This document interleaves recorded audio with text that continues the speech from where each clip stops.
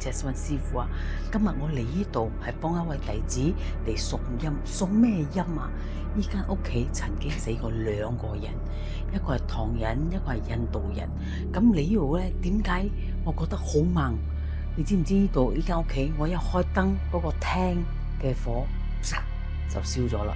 咁曾經屋主都有嚟呢度開門俾我，嚟咗開門呢度俾我。返到屋企就病咗啦，所以今日我一定要嚟幫佢解決呢個問題，就係要幫佢請走呢兩個先人，要安住佢喺另外一個世界啦。我哋做完咗送呢個先人去應該要去嘅地方，跟住我哋仲要旺一旺呢間屋，跟住呢間屋先至可以賣俾人哋，租俾人哋又好，賣俾人哋都好。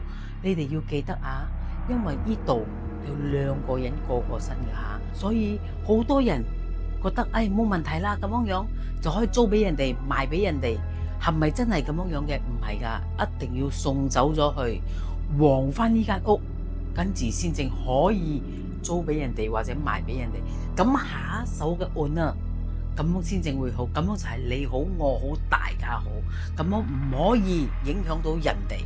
唔可以講，我唔可以講出嚟，影響到人哋，咁樣就係唔好啦。記得記得。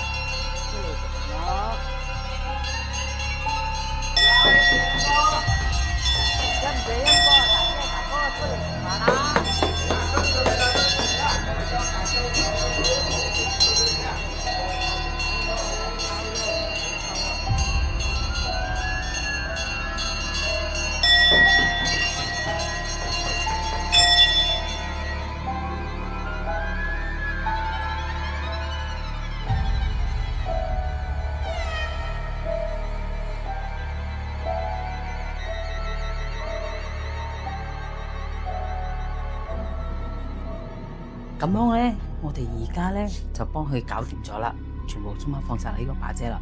我哋而家就要去移山嗰度啦。咁做埋嘅移山嘅法事，聽日就要過嚟呢度旺屋啦。咁呢間屋咧就會乾乾淨淨，邊個住到買到都好啦。OK，就係你好我好大家好。OK 啊，拜拜。